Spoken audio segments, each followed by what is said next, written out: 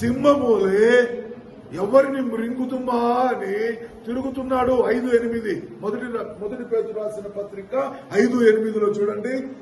మీ విరోధి ఎవరి విరోధి?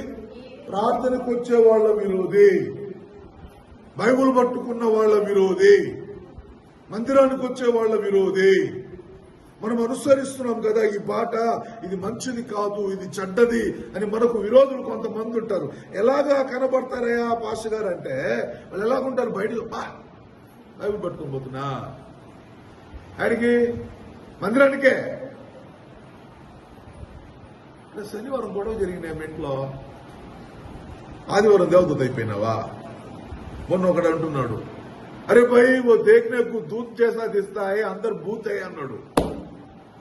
ఏమన్నాడు? అరే భయ్ राजेश क्या किया मेरा बात को? अरे भाई वो देखने के लिए कैसा दिखता है? दूध जैसा दिखता है. చూడటానికి దూతలాగా ఉన్నాడు, లోపల పూత ఉంది. देखने के लिए कैसा दिखता है? वो दूध जैसा दिखता है. दूध.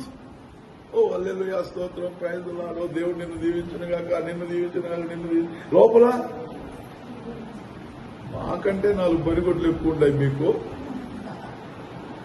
మాకంటే రేపు మాపు ఉద్యోగం వస్తుంది.